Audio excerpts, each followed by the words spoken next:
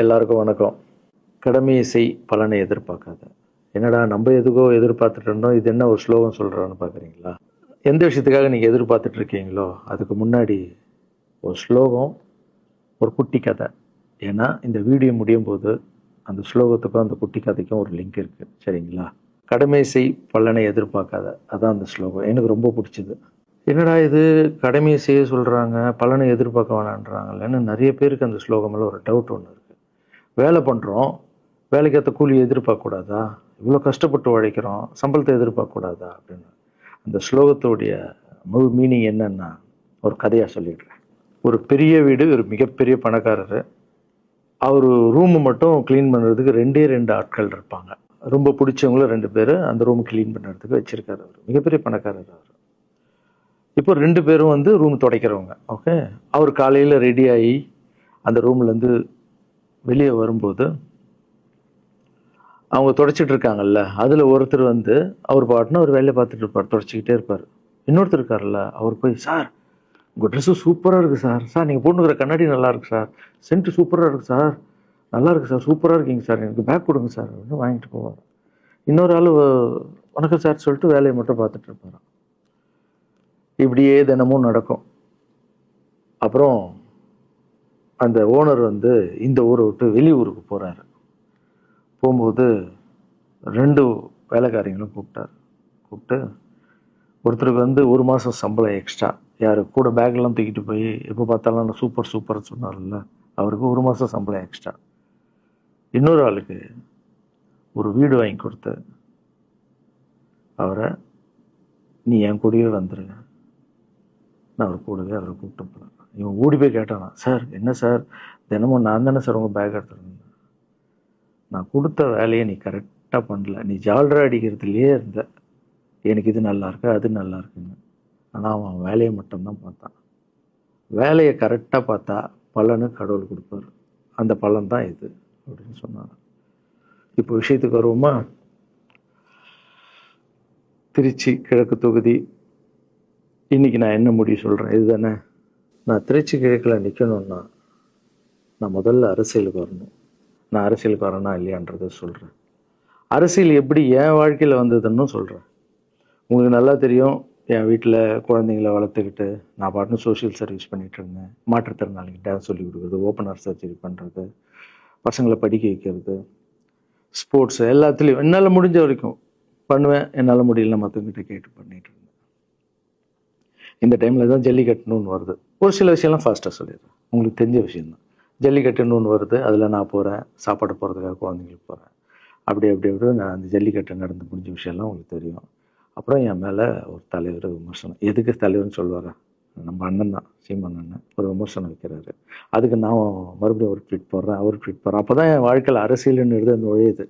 நம்ம சாப்பாடு போகிறதுக்கு போகணும், இது என்னடா இவ்வளோ பெருசாக இருக்குது, அந்த ஜல்லிக்கட்டு தான் எனக்கு அரசியலில் உள்ள நுழைஞ்சது, என்னடா இவ்வளோ பெருசாக இருக்குது அப்படின்னு. அப்படியே போச்சு. அதே தலைவர் தான், அதே சீமான் தான் ரஜினி சார் அரசியலுக்கு வர்ற மாதிரி பேச்சு அடிபட்ட உடனே அவங்க சைட்லேருந்து பேசுகிறாங்க, தலைவரை பற்றி பேசுகிறாங்க. தலைவர் எனக்கு வந்து ஒரு குரு, என்னை வாழ வச்ச தெய்வம், ஒரு அப்பா மாதிரி, ஒரு அண்ணன், அப்பா எல்லாமே சொல்லலாம். ஸோ அவரை பற்றி அதிகமாக பேச ஒரு முறையும் சூப்பர் ஸ்டாருக்கு ஃபோன் போடுவேன், அண்ணா ரொம்ப ஓவராக பேசுகிறாங்க, டெபா கம்முன்னு இருக்கண்ணா, நீ சைலண்ட்டாக இப்படியே ஓரளவுக்கு தான் நம்மளால் பொறுக்க முடியும். அதுக்கப்புறம் ஆடியோ ரிலீஸ் ஃபங்க்ஷனில் என் மனசில் கடலாம் உடச்சி சொன்னேன், அதை நீங்களும் பார்த்துருப்பீங்க, தெரியும். அதுக்கப்புறம் ஒரு ரஜினி சாருக்கு ஒரு ஃபங்க்ஷன் வந்தது, அந்த ஃபங்க்ஷன்லேயும் பேசினேன் இதை பற்றி. உங்களுக்கு தான் தெரியுமா அந்த வீடியோ, யார் ஓட்டப்பந்தயத்தில் ஜெயிக்கிறது, இப்போ கூட அந்த வீடியோ போயிட்டுருக்கு. அதை பேசணும், அது பாட்டும் அப்படியே போயிட்டு இருந்தது. அதுக்கப்புறம் பார்த்தீங்கன்னா ரஜினி சார் அரசியலுக்கு வரேன்னு அனௌன்ஸ் பண்ணுறாரு. பண்ணோடனே நான் போய் தலைவரை பார்க்குறேன், என்ன வரீங்களா, நான் நியூஸில் வருது, ஆமாக்கா நான் வரேன். இன்னும் பயங்கர சந்தோஷம். ஏன்னா வாழ்க்கையில் ஒளி ஏற்றி வச்சவர், அவர் அரசியலுக்கு வர்றாரு, அவருக்கு சப்போர்ட்டிவாக இருக்கணும் நம்ம. அப்புறம் எல்லாருக்கிட்டையும் போய் நம்ம கேட்டுட்டு இருக்கோம், தலைவர் வந்துட்டாருன்னா எல்லாமே குழந்தைங்களுக்கு இன்னும் நிறைய பண்ணலாம் அப்படின்னு, என்ன நானும் வரேன்னு அப்படின்னா ரொம்ப சந்தோஷம் அப்படின்னு ஸ்ட்ரெயிட்டாக கிளம்பி நான் ட்ரஸ்ட்டுக்கு வரேன்.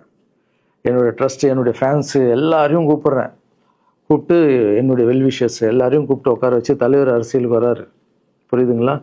எனக்கு வந்து எழுத படிக்க தெரியாது, அதான் ஒரு ட்வீட் பண்ணணும், இதெல்லாம் ரெடி பண்ணுங்கன்னு தமிழில் சொல்லிவிட்டு அவங்க ரெடி பண்ணிட்டு இருக்க ஒரு டீம். இன்னொரு டீம் உட்காந்து என்கிட்ட கேள்வி கேட்குறாங்க, தலைவர் அரசியலுக்கு வந்து அவர் வந்து சிஎம் ஆகிடுவார், நீங்கள் வந்து அமைச்சர் ஆகிடுவீங்களாண்ணே, சுகாதாரத்துறை அமைச்சர் தான் நம்ம வந்து ஆப்ரேஷன் நிறைய பண்ணலாம், இன்னொருத்தர் கல்வித்துறை எடுத்தால் நிறைய படிக்க வைக்கலாம். டேய், கடமை செய்யணும், பலன் எதிர்பார்க்கக்கூடாது. சுகாதாரத்துறை அமைச்சர், இது வந்து கல்வித்துறை, இதெல்லாம் படிச்சுங்க வர இடம். அண்ணன் படிக்கலடா. எல்லாருக்கும் படித்த இடத்த போட்டு ஒரே இடத்துல போய் முடங்கி போய் படிப்புனா படிப்பு மட்டும், எல்லாம் கட்சி வளரட்டும், தலைவர் வரட்டும், எல்லா துறையிலேருந்து ஹெல்ப் கேட்டு நல்லா பண்ணுவோம், பெரிய ட்ரஸ்ட்டு கட்டுவோம். இப்போன்னா சின்ன ட்ரஸ்ட்டில் தான் நம்ம இருக்கோம். சின்ன வீட்டில் 60 குழந்தைங்க நீங்கள் இருக்கீங்க, 100 ஏக்கரில் கட்டுவோம். ஊனமுற்றோர்கள் இந்த பக்கம் திருநங்கைகளுக்கு, இந்த பக்கம் முதியோர்களுக்கு ஒரு பெரிய ட்ரஸ்ட் கட்டி பண்ணுவோம்டா. சூப்பர்ண்ணா. இன்னொருத்தர் டக்குன்னு அங்கேருந்து, அண்ணா நம்மளை எதிர்த்து பேசின்னு இருக்கார்ல சீமான் அண்ணா, அவருக்கு ஆப்போசிட்டாக எதிர்த்து நில்லுங்கண்ணே அப்படின்னா. அது அரசியல் இல்லை. ஒருத்தர் மேலே கோவத்தால் நம்ம அரசியலுக்கு வந்தால் அது வந்து வெறுப்பு அரசியலாக மாறும். அரசியல்ன்றது மக்களுக்கு நல்லது பண்ணுறதுக்காக வரணும். இப்போ அவரை நான் அழிக்கணும், அவரை நான் ஏதோ ஒன்று செய்யணும்னு அந்த ஆசையில் வந்தேன்னு வச்சுங்களேன், ஆசை என்ன ஆகும், கோபமாக மாறும். கோபத்துலேருந்து என்ன வரும், வார்த்தைகள் தப்பாக வரும். வார்த்தைகள் மட்டும் வராது, தப்பான வார்த்தைகள் வரும். மக்களுக்கு நம்ம மேலே மரியாதை இல்லை, மக்களுக்கு நம்ம மேலே மரியாதை இருக்காது, போயிடும். ஸோ அதால் அரசியலுக்கு வரணும்னா அவரை அழிக்கிற இவழியாக இருக்கு. பதிவை பற்றி பேசுகிறத ஃபஸ்ட்டு விடுங்கடா, ஃபஸ்ட்டு வேலையை பார்ப்போம்டா. நம்ம தலைவர் வரேன்னு சொல்லிட்டாரு, ட்வீட் போடுங்களா அப்படின்னு ட்வீட் போட்டுட்டு அங்கேருந்து போட்டுட்டு வீட்டுக்கு போகிறேன். இங்கே தான் பெரிய ட்விஸ்ட் இருக்குது எனக்கு. வீட்டுக்கு போகிறேன். வீட்டுக்கு போனோன்னா எப்பவும் நான் அம்மா கிட்ட போய் ஒரு விஷயத்த சொல்கிறதுக்கு முன்னாடி ஒரு சர்ப்ரைஸ் ஒன்று பண்ணுவேன். எங்கள் அம்மா கோவில் கட்டுறது கூட, கோவில் கட்டிட்டு ஸ்டாச்சுலாம் ஆர்டர் பண்ண அப்புறம் தான் அந்த ஸ்டாச்சுவே காமிச்சாங்க அம்மாவுக்கு. அதே மாதிரி அரசியல் விஷயத்துலையும் போய் சொல்லலான்னு அம்மாவை கூப்பிட்டு ஃபேமிலியெல்லாம் உட்கார வச்சு, அம்மா தலைவர் அரசியலுக்கு வர்றாரு, சரி கண்ணா, நானும் அரசியல் போடுறேன், இங்கே பரமா ட்வீட் போட்டிருக்கேன் அப்படின்னு அம்மா முகம் டக்குன்னு மாறிச்சு. மாறிட்டு ஓகே கண்ணா, ஓகே நான் சாப்பிடலாம் அப்படின்னு எழுந்து போயிட்டாங்க. என்ன இப்படி போக மாட்டாங்களே, ஒரு விஷயத்த சொன்னால் சூப்பர் கண்ணான்னு பேசுவாங்கள்ல, 1 hour அதில் இருக்கிற நல்லது கெட்டது எல்லாம் பேசுவாங்க, என்ன போயிட்டாங்க அப்படின்னு ஒரு ஃபீல். சரி இது உடம்பு சரியில்லை போல, அப்செட்டில் இருக்கான்னு விட்டேன். அப்புறம் 2-3 நாள் அவங்ககிட்ட பேசவே மாட்டுறாங்க. கூப்பிட்டு என்னம்மா உனக்கு பிரச்சனை, ஏதாவது தப்புன்னா அடின்னா அடிச்சிடுமா, என்னம்மா இப்படி பேசாமல் இருக்குன்னா, இல்லை கண்ணா நீ அரசியல் போனது எனக்கு பிடிக்கல அப்படின்றாங்க. ஏமா அரசியல் போனால் பிடிக்கல? இல்லை கண்ணா அது ஒரு சாக்கடை, அரசியலுக்கு போகக்கூடாது, அது வந்து பணம் கொடுக்குறாங்க அரசியலுக்கு, ஊட்டு வாங்குறதுக்கு பணம் கொடுத்து தாங்க நான் ஜெயிக்கிறாங்க. அதுக்கப்புறம் ஜாதி இல்லைன்னுவாங்க, ஜாதி இருக்குது, மதம் இல்லைன்னுவாங்க, மதம் இருக்குது. அந்த சாக்கடைக்குள்ளே நீ போகாதப்பா. நம்மளுக்கு வாழ்க்கையை ஒளி வச்சு ஏற்றி வச்சவர் தாங்க நம்ம சூப்பர் ஸ்டார், அவர்கிட்ட என்னை கூப்பிட்டு போப்பா, நான் சொல்கிறேன், அவர் ஒரு ஆன்மீகவாதி, அவரும் அரசியலுக்கு வருவானா, இந்த வயசில் அவர் நிம்மதியாக இருக்கட்டும், எதுக்கு அரசியலுக்கு வர்றாரு, என்னை கூப்பிட்டு போ, அப்பாயின்மெண்ட் வாங்கி கொடுத்துருந்தாங்க. அப்பாயின்மெண்ட் வாங்கி கூட நானும் வேறு கனவுல வந்து மைண்ட் வைஸ், அம்மா நான் சொல்கிறது கேளுமா, நம்ம எத்தனையோ இப்போ வந்து எல்லா குழந்தைங்களுக்கும் ஒவ்வொரு ஸ்டேஜில் போய் கேட்டு தானேம்மா ஹெல்ப் நடக்குது. இப்போது தலைவர் வந்துட்டாருன்னா நம்ம தாராளமாக பண்ணலாம்லம்மா, உன் கையில் எவ்வளோ காசு இருக்கோ அதுக்கு மட்டும் செய், அரசியல் வேணான்னு சொல்கிறேன் அப்படின்னு போயிட்டான். அந்த ஃபேஸ் வந்து அதுக்கப்புறம் அடிதான் நம்மளுக்கு. சரி இந்த உலகத்தில் அம்மா மீறி பண்ணலாம், ஆனால் நான் உருப்பிட மாட்டேன், எனக்கு நல்லா தெரியும். இந்த உலகத்துலேயே எனக்கு யாருன்னா எங்கள் அம்மா தான். அது அம்மா இல்லை, எங்கள் கடவுள்னே சொல்லலாம், நான் எதிர்க்க பார்க்குற கடவுள். சரி அம்மாவுக்கு சொல்லி புரிய வைக்கலாம், என்னடான்னு தலைவர்கிட்ட போய் எப்படி சொல்கிறது, பசங்கிட்ட ஒரு பயங்கர பில்டப் கொடுத்துட்டோம், அது இதுன்னு எல்லாம் வேற பார்த்துட்டு இருக்காங்க, என்ன பண்ணுறது. அந்த டைமை பார்த்து கொரோனா வருது, ஒரே ஷாக்கு, வெளியே போக முடியாதுன்றாங்க, இல்லைன்னா முடிஞ்சு போச்சு. பிரச்சாரம் பண்ண வெளியே போக முடியாது, தலைவருக்கு உடம்பு சரியில்லாமல் போகுது, ஹைதராபாத் ஷூட்டிங் போகிறாரு, உடம்பு முடியல, அப்படியே எல்லாமே கொலாப்ஸ் ஆகுது. அப்புறம் தலைவர் அலௌன்ஸ் பண்ணுறாரு, நான் அரசியலுக்கு வரல, டாக்டர்ஸ் வந்து போகக்கூடாதுன்னு சொல்லிட்டாங்க, கொரோனா டைமில் நம்ம வந்து பிரச்சாரம் போக முடியாது, அந்த காரணம் சொன்னார், இது உங்களுக்கு எல்லாருக்கும் தெரியும். ஆவலை தான் தலைமையில் கை வச்சுன்னு உட்காந்துட்டோம். நான் ட்ரஸ்ட்டில் இருக்கிற குழந்தைங்க மற்றவங்க எல்லாரும் என்னென்னோ நினச்சி ஒர்க் பண்ணிட்டு இருந்தால எல்லாரும் அப்செட்டில் உட்காந்துருக்கோம். தலைவர் ஒருத்தம் போய் பேசி பார்க்கலாம் அவர்கிட்ட, தலைவர் வர்றாரு கூப்பிட்றாரு போகணும். அந்த மாதிரி தலைவரை பார்த்ததில்லை நான். அப்படியே எனக்கு புரிஞ்சுது, அவர் ரொம்ப வலியில் இருக்கார் அப்படின்னு. எவ்வளோ சுறுசுறுப்பானால் உடம்பு முடியலைங்கண்ணா, பரவாயில்ல உங்கள் உடம்பு தானே முக்கியம், என்ன இதெல்லாம் என்னென்ன தூக்கி போடுங்கண்ணா. இல்லைங்கண்ணா இத்தனை வருஷம் என்னை வாழ வச்சாங்கல்ல, அவங்களுக்கு ஏதாவது ஒன்று பண்ணணும்னு நினச்சாங்கண்ணா, இங்கே குத்துதுக்கண்ணா, எனக்கு என்ன பண்ணுறதுன்னு தெரியல, ரொம்ப கஷ்டமாக இருக்குது அப்படின்னா. அண்ணே அதை விடுங்கண்ணே, எல்லாம் அப்படின்னு அவர்கிட்ட பேசிட்டு அவர் வந்து அப்போ நான் முன்னாடி பேசும்போது அவர் சொல்கிறார், நான் கூட பதவிக்கு வரணும்னு ஆசைப்படல, இன்னொரு நல்ல ஆள் படித்த ஆள் அங்கே நிற்க வச்சுப்பாங்க, யாருன்னே சொல்லுவேன், யாருன்னு கூட சொல்லலை. அது அப்படியே போச்சு, அவர் மனசுக்கு மட்டும்தான் தெரியும், யாருன்னு கூட சொல்லலை. ரொம்ப அப்செட்டாக இருந்தார். சரி ஓகே, இதுவும் கடந்து போகணும். அப்படியே கடந்து போச்சு. எனக்கும் காஞ்சனா படம் அது இதுன்னு பெரிய ஹிட் ஆகுது. அதுக்கப்புறம் யாருக்கிட்டேயும் நீங்கள் யாரும் எனக்கு ஹெல்ப் பண்ண வேணாம். முதல் நாள் நான் கலைஞர் ஐயா கிட்ட ஹெல்ப் கேட்டேன். அவர் ஒரு சில குழந்தைங்களுக்கு ஹெல்ப் பண்ணார். அதுக்கப்புறம் அன்புமணி ராமதாஸ் ஐயா, அவரும் ஹெல்த் மினிஸ்டர் இருக்கும்போது அவர் ஒரு சில குழந்தைங்களுக்கு ஹெல்ப் பண்ணார். அப்புறம் நம்ம விஜய் சார் நண்பர், அவர் ஒரு குழந்தைக்கு ஆப்ரேஷன் பண்ணார். ஸோ இருக்கும்போது என்னால் முடிஞ்ச வரைக்கும் சொந்த பணத்தை போட்டு பண்ணிவிடுவாங்க. முடியாத போது தான் நான் அந்த ஹெல்ப்பை கேட்பேன். இப்போ தான் நல்லா வந்துட்டுமே, யாருக்கும் எனக்கு பணம் கொடுக்க வேணாம், இனிமேல் என் சொந்த பணத்திலே பண்ணுறேன்னு சொல்லிட்டு நான் பாட்டுன்னு ஒரு வீடியோ கூட நான் போட்டேன், இனிமேல் யாரும் பணம்லாம் கொடுக்க வேணாம் அப்படின்னு. அப்படியே போயிட்டுருக்கு. காஞ்சனா எல்லாம் முடிஞ்சு ஜிகிர் தண்டா படம் ரிலீஸ் ஆகுது. ஜிகிர் தண்டா பார்ட்டி போயிட்டுருக்கு. டைரக்டர் நின்று பேசுகிறேன். நான் டைரக்டர் கிட்ட போகிறேன். டைரக்டர் யார்கிட்டயோ ஃபோனில் பேசிகிட்டு இருக்காரு. அப்படியே பேசிகிட்டு இருக்கிறவர் டக்குன்னு இந்த சீமானன் பேசுவான்னு கொடுத்துட்டாரு என்கிட்ட. அவருக்கும் தெரியாது நான் பேச போகிறேன். அவர்கிட்ட லாரன்ஸ் பேசுவார், சீமானன் ரெண்டு பேரும் சைலண்ட்டு. நானும் எதுவும் பேசலை, சீமானனும் எதுவும் பேசலை. அப்படியே ஒரு நிமிஷம் அப்படியே நிற்கிறோம். பெரியவர் இல்லை என்னாலும் அண்ணன் அப்படின்னு, அவ்வளோதான் அண்ணன். பயங்கர பாசம். எந்த இடத்துல கோவம் இருக்கும் அந்த இடத்துல குணம் இருக்குன்னு சொல்லுவாங்கள்ல. அண்ணன் புகழ்ந்து தள்ளுறாரு ஜிகர் தண்டாவை. இப்படி பண்ண கண்ணா, அப்படி பண்ண இவ்வளோ சூப்பராக பண்ண, அந்த சீன் எனக்கு ரொம்ப பிடிச்சதுன்னு. அவருடைய அன்பு தான் தெரியும்ல, எல்லாமே அதிகமாக இருக்கும் அண்ணன்கிட்ட. அண்ணா ரொம்ப சந்தோஷமாக வாழ்த்தினார். அப்புறம் நான் மாற்றம்னு ஒரு அமைப்பு ஆரம்பிச்சிருக்கேன்ல, இந்த விவசாயிகளுக்கு டிராக்டர் கொடுக்கறது, அப்புறம் மாற்றுத்திறனாளிக்கு ஸ்கூட்டி கொடுக்குறது, எல்லாமே அதை பார்த்துட்டு பத்திரிகையாளர் கேட்குறாங்க அவர்கிட்ட, ரகுவலரன் சார் மாற்றம்னு அமைச்சிருக்காருன்னா, நல்ல விஷயம் தம்பி, நல்லா பண்ணிட்டோம், நல்லா இருக்கட்டும் அப்படின்னு வாழ்த்தினார். ஸோ ஒரு பெரிய பிரச்சனைக்கு கடவுளே அதை அப்படியே சால்வ் பண்ணி வச்ச மாதிரி ஆயிடுச்சு. அப்படியே போச்சு. ஆனால் நீங்கள் நல்லா இருக்கணும், எங்கே இருந்தாலும் நல்லா இருப்பீங்க. எப்போல்லாம் ட்ரஸ்ட்டுக்கு போகும்போது பசங்கள்லாம் கேட்பாங்க, அந்த 100 ஏக்கர் ட்ரஸ்ட்டு குழந்தைங்க, சரி ஓகேடா. அப்படி பார்த்தீங்கன்னா நண்பர் விஜய் சார் கிட்ட பேசிட்டு இருக்கும்போது, நான் வர அரசியலுக்குன்றாரு. நிஜமா நண்பா அப்படின்னு. எஸ் அப்படின்னு. மறுபடியும் போய் ட்ரஸ்ட்டில் உட்காந்து டேய் நண்பர் வராரு. ஏன்னா சூப்பர் ஸ்டார் எனக்கு எவ்வளோ க்ளோஸோ, நண்பர் கூட அவ்வளோ க்ளோஸ் தான் எனக்கு. ஏன்னா மேகமாய் போகிறேன்ற சாங்லேருந்து நான் அவருக்கு டான்ஸ் மாஸ்டராக பண்ண ஆரம்பித்தேன். அதுக்கப்புறம் நிறைய சாங் பண்ணேன், சரக்கு வச்சுருக்கேன். அது உங்களுக்கு தெரியும், அந்த தாம் தக்க தீம் தக்க. அவருக்கு மட்டும் நான் ஸ்பெஷலாக பண்ணி கொடுத்துட்டு போவேன். தமிழ் வேறு யாருக்கும் பண்ண மாட்டேன். அவர் கூப்பிட்டா வருவேன், தலைவர் கூப்பிட்டா வருவேன், சாங் பண்ணிட்டு போவேன். அவர் வரணும் போது எஸ், ஏன்னா அவர் ஒரு முடிவு எடுக்க மாட்டார், எடுத்தாருன்னா அவர் நல்ல உழைப்பார், நல்ல உழைப்பாளி, பண்ணுவார் அப்படின்னு நினச்சி மறுபடியும் போய் ட்ரஸ்ட் ஆளுங்கெல்லாம் பேசுறதுக்கு முன்னாடி, ஐயோ அம்மா இருக்காங்களே பிடிக்காத, ஃபஸ்ட்டு அங்கே கரெக்ட் பண்ணணும்ல. அங்கே போனேன். அம்மா நண்பர் அரசியலுக்கு வராருப்பா, என்னம்மா அப்போ தான் ஓகே, இப்போ எல்லாம் மாறி இருக்கு, போகலாமா, நீ ஃபஸ்ட்டு அவர்கிட்ட ஒரு அப்பாயின்மெண்ட் வாங்க, நான் உன்னை கூப்பிட்டு போகிறேன் அப்படின்னா. கூப்பிட்டு போய் இந்தப்பா என் பிள்ளைய ஒப்படைக்கிறேன் பார்த்துக்கப்பான்னு சொல்லுன்னு பார்த்தா, என்னம்மா பேச போகிறான்னு கேட்டேன். நீ அரசியலுக்கு வராத தம்பி, இது ஒரு சாக்கடை, நீ அரசியலுக்கு வராத, நீ ரொம்ப சைலண்டான ஆள், உனக்கு இதெல்லாம் செட் ஆகாது, பணம் கொடுத்தா தான் ஜெயிக்க முடியும், ஜாதி இருக்குது, மதம் இருக்குது, இதெல்லாம் தாண்டி வருது கஷ்டம்னு நான் அவர்கிட்ட சொல்கிறேன்ப்பா அப்படின்னு. நான் அப்படியே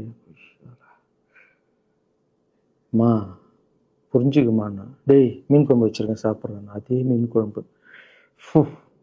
ஓகே நான் நினச்சிட்டேன் நம்ம ஜாதகத்தில் இல்லை போல், சரி விட்டுடலாம், சரி இப்போ விட்டுருவோம், ஒரு 2-3 நாளைக்கு அப்புறம் மறுபடியும் பேசுவோம் அப்படின்னு மறுபடியும் பேசுகிறேன். அதே மறுப்பு தான். நானும் நண்பர்கிட்ட பேசுகிறேன், அம்மா இப்படி சொல்கிறாங்க நண்பா, அது அவங்களுக்கு தெரியல, அவர் நிறைய பேச மாட்டார், வயசானவங்க இல்லை, தெரியல, வந்தப்புறம் புரியும், ஒரே வார்த்தை தான். அதுக்கப்புறம் ஃபோனில் கூட்டணி கட்சியெல்லாம் வராது போது, நண்பா என்னடா யாரும் கூட்டணி கட்சி வரல நண்பா, இது அது, நான் எனக்கு ஒருத்தரை பிடிச்சிட்டாங்கன்னா மனசில் பட்டதை எல்லாமே சொல்லிகிட்டு இருப்பேன். அது நல்லதோ கெட்டதோ, என் பழக்கம் அப்படி தான், பிடிக்கலாம் தூரம் ஒதுங்கிடுவேன். அப்படியே போகுது. எலெக்ஷன் வருது, அனௌன்ஸ் பண்ணுறாங்க, எலெக்ஷன் நண்பர் நிற்கிறாரு. ரிசல்ட் அன்றைக்கி டோட்டலாக மாறுது எல்லாமே, அப்படியே தலைகீழாக ஆகுது, புரட்டி போடுறாரு சரித்திரத்தை. வேற அம்மா முதல்ல தெரிந்து எங்கள் அம்மாவை தான். எனக்கு ரொம்ப ஆசையாயிடுச்சுன்னா எங்கள் அம்மா மேலே அம்மா பேர் கண்மணி. கண்மணி அப்படின்னு தான் கூப்பிட்டு போவேன். எங்கன்னு கூப்பிட்டு போனா அம்மா கொண்டு என்னடா இவ்வளோ உஷாரா வர, என்ன விஷயம், இங்கே வா உங்ககிட்ட தான் பேசணும். நீ என்னம்மா சொன்ன, பணம் கொடுத்தாதான் ஓட்டு போடுவாங்க, ஜாதி இருக்கு, மதம் இருக்கு, புது ஆளுங்களை வர விட மாட்டாங்க, ஜெயிக்க முடியாது, இதெல்லாம் சொன்னல. நண்பர் ஜெயிச்சிட்டார் பத்தியாம்மா. அந்த ஒரே ஒரு முகத்துக்காக ஓட்டு போட்டிருக்காங்க. நம்பிக்கையான ஆள் வந்தா போடுவாங்கம்மா, நல்லவங்கலாம் வரலாமா, புரிஞ்சுக்கம்மா, என்ன விடுமா. இப்போ என்னம்மா சொல்ற அப்படின்னு கேட்டேன். முதல் முறையாக எங்கள் அம்மா முகத்தில் ஒரு சிரிப்பை பார்த்தேன் நான். ஆமாங்கண்ணா, அந்த புள்ள எல்லாத்தையும் மாத்திடுச்சு, இவ்வளோ பெரிய வெற்றி அடி வரணும்னு நான் எதிர்பார்க்கலப்பா. ஒரு நல்ல மனுஷன் வந்து பண்ணணும்னு நினைச்சா அது வந்து முடியுங்கண்ணான்ற நம்பிக்கை எனக்கு வந்திருக்குப்பா அப்படின்னு அம்மா வந்து சொன்னான். அப்போ என்ன போயிடலாமா, ஓகேவா அப்படின்னு கேட்டேன். போகண்ணா, நீ நினைச்ச மாதிரி பண்ணு அப்படின்னு அம்மா வந்து சொன்னோன்னு காலில் சாப்பிட்டாமா வந்தேன். தேங்க்யூ ஸோ மச்மா அப்படின்னு. ரொம்ப ஹாப்பி நான். அம்மா ஓகே சொல்லிட்டாங்க அரசியல் வர்றதுக்கு. இப்போ நான் தாய்க்கு நிகரான்னு நினைக்கிறேன். என் ரசிகர்கள் கேட்குறேன், நான் அரசியலுக்கு வரலாமா? இதை பார்த்துட்டு இருக்கிறவங்களுக்கு, இந்த மக்களை கேட்குறேன், நான் அரசியலுக்கு வரலாமா? அந்த தகுதி எனக்கு இருக்கா? நீங்களும் சொல்லுங்கள். இந்த வீடியோ பார்த்துட்டு இருக்கவங்க கமெண்ட்ஸ் போடுங்க. பசங்களா, இவங்க தான் என்னுடைய 22 வருஷத்தினுடைய உழைப்பு. அரசியலுக்கே வராமல் மக்களுக்கு நான் செஞ்ச சேவை உங்கள் கண்ணு முன்னாடி நிப்பாட்டியிருக்கேன். இப்போ உங்கள் வயசு என்ன? 22 வயசாகுது. ஒரு வயசில் என் கையில் வந்தார் இவர். அந்த ஃபோட்டோவை நீங்களே பாருங்கள். இப்போ 22 வயசு. ஒரு குழந்தைய வளர்க்குறதுக்கு நீங்கள் எவ்வளோ கஷ்டப்படுவீங்க உங்களுக்கு தெரியும் இல்லை? அந்த கஷ்டம் என்னென்னா, ஸ்கூலுக்கு அனுப்புறது வந்து, ஃபீஸ் கட்டுறதுலேருந்து, உடம்பு சரியில்லாமல் போனான்னு அவன் ஆசையில் நிறைவேற்றுறதுலேருந்து, ஒரு குழந்தைக்கு அப்படின்னா 60 குழந்தைங்களை வளர்த்துருக்கேன். எவ்வளோ பிரச்சனை வந்திருக்கேன், எவ்வளோ நோய்கள் வந்திருக்கும், எவ்வளோ நைட் தூங்காமல் வந்திருக்கேன், அதில் எவ்வளோ டிஸ்டர்ப், அதுவும் என் வீட்டில் வளர்த்துருக்கேன்.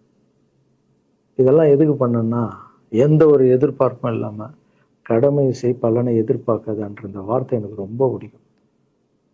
அதுக்காக செஞ்சுருக்கேன், என் மக்களுக்காக செஞ்சுருக்கேன். ஏன்னா மக்கள் தான் என் படத்தை வந்து பார்க்குறாங்க. மக்களால் தான் நான் கார் வாங்குகிறேன், வீடு வாங்குகிறேன், சந்தோஷமாக இருக்கேன். அவங்களுக்கு இந்த சொசைட்டிக்கு நான் ஏதாவது பண்ணணும். அரசியலுக்கு வர்றதுக்கு முன்னாடியே பண்ண விஷயங்கள் பார்த்தீங்கல்ல. 22 வருஷம் உழைச்சிருக்கேன். ஒரு கதை ஒன்று சொன்னேன்ல, 2 வேலைக்காரங்க இருந்தாங்கன்னு. சின்சியராக யாருக்கும் ஜாலர் அடிக்காமல் எதுவும் பண்ணாமல் என் தொழிலுக்கு தர்மமாக, என் மக்களுக்கு தர்மமாக என்ன பண்ணணுமோ 22 வருஷம் உழைச்சி உங்கள் கண்ணு முன்னாடி நிப்பாட்டிட்டேன். அந்த ஓனர் ஒரு பலன் கொடுத்தார்ல, அந்த ஓனர் யார் தெரியுமா? கடவுள். அந்த கடவுளுக்கு தெரியும் எனக்கு என்ன பலன் கொடுக்கணும். இதுக்கு தான் அந்த கதை லிங்க் ஆகும்னு சொன்னேன். ஸோ நீங்கள் சொல்லுங்கள், நான் அரசியலுக்கு வரணுமா வேண்டாம்? வேண்டாம்னா வேண்டாம்னு சொல்லுங்கள். வாப்பா, வாடாகண்ணா, வா நண்பா, வாங்கண்ணா அப்படின்னு சொல்லுங்கள். என் முடிவை நான் உங்களுக்கு சொல்கிறேன். உங்கள் முடிவுக்காக காத்திருக்கேன்.